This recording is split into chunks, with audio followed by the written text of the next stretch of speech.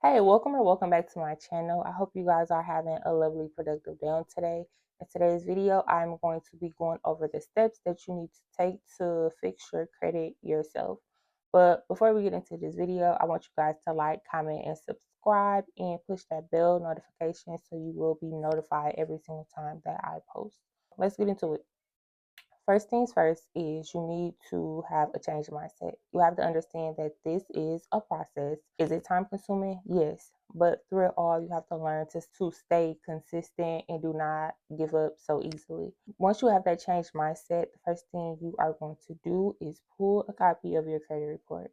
You can get your official copy of your credit report at inyourcreditreport.com. It is free. However, you're going to have to print out all of those pages, or you're going to have to save it to your computer, phone, or whatever the case might be. Or you can get a tri-merge credit report at smartcredit.com.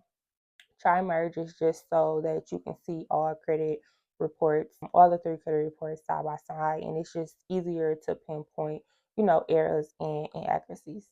I will put a link in the description box where you can pull it for a $5 week trial.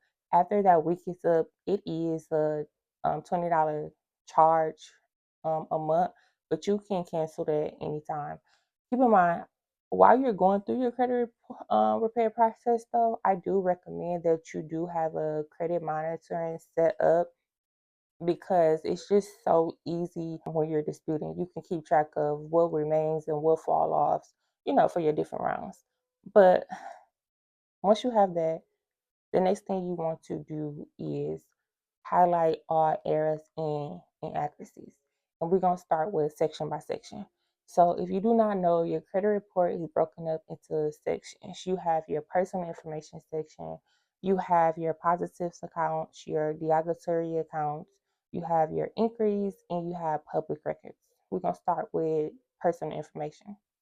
As I always tell you guys, disputing personal information is so crucial, and it is the first step that you need to do before we begin anything.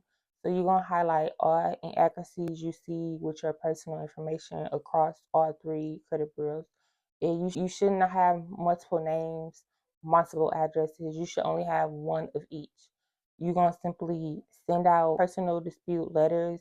You can easily call the credit bureaus and get all of this information removed, or you can do it online. Keep in mind, do not dispute online. The only thing that I recommend disputing online is your personal information section and then your inquiries. Disputing online with accounts, you waive rights. So again, do not dispute anything online unless it's personal information or inquiries. So now that you have everything updated with your personal information section across the board, now we're going to move into highlighting those derogatory accounts. You want to highlight all collections, charge-offs, late payments, but late payments I'm going to talk about in another video.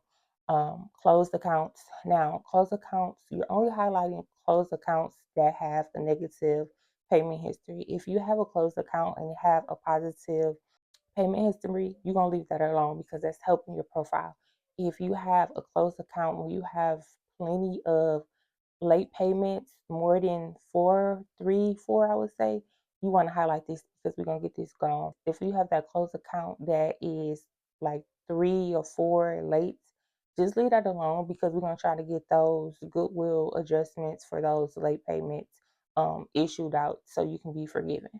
So again, you're going to highlight all of the derogatory accounts that you see across the board. Once you have that, we're going to start disputing. We're going to send out actual dispute letters. We're going to do round one, your bureau investigation. This letter is simply not aggressive. We're going to get aggressive later down the line. But this letter is just basically you going to the credit bureau saying, hey, this is the account that's reported on my credit report. Show me that this is accurate. The letter is short and sweet. You can easily Google a template. If you have a trusted credit source that, sell letters, you can get a letter from them. Myself, I do offer letters. I will put them in the description box in my kit. I have personal information each round. I have inquiries, late payment letters. It's so much more, but I'll talk about that in another video. But I'll put it in the description box.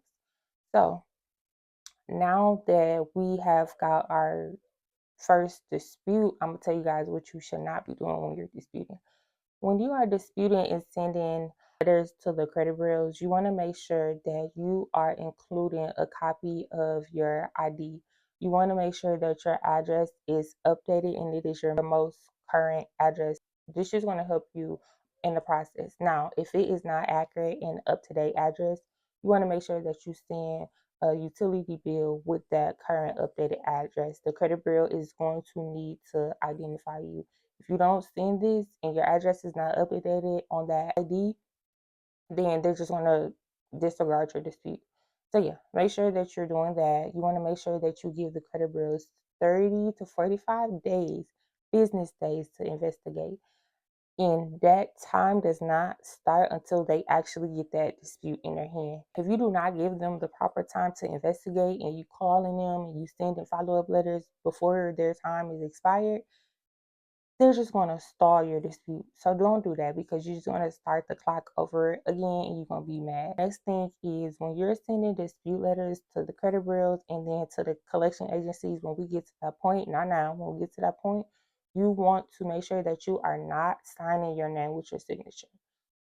Don't do that because they're just going to match up your signature or they can force your signature. So make sure that you are printing your name if you're writing your letters or you are typing your name if you are typing your letters. Another thing, disputing inquiries. When you're disputing inquiries, you want to make sure that you are not disputing inquiries attached to an open account because you can risk your account being closed. So don't do that. And when you are disputing inquiries, you can call them and dispute over the phone, or you can mail a dispute in, or you can even dispute online. It's super easy. I'm going to get into another video probably on Thursday on how to dispute inquiries. But yeah, I'm gonna wrap this video up. I don't want to make this video too long and drawn out. I want to be straight to the point. If you guys have any questions, please do not hesitate to reach out to me. You can email me. You can leave a comment. If you want me to talk about something in particular, I will leave my dispute kit in the description box. Don't forget you can book a one-on-one consultation with me. I'll go over your credit report with you and come up with a game plan to help you guys. And then that's pretty much all that I have for the video. Don't forget, first things first is you're changing your mindset. You're pulling a copy of your credit report. You're highlighting all inaccuracies that you see across the board, starting with personal information, and then you're going into those derogatory accounts. And then we're sending out our dispute letter. You're going to place collections on collection accounts, charge off with charge offs, and so on. And that pretty much is it for this video. I hope you guys love this video. Again, don't forget to like, comment, subscribe. I'll talk to you in the next video. Bye.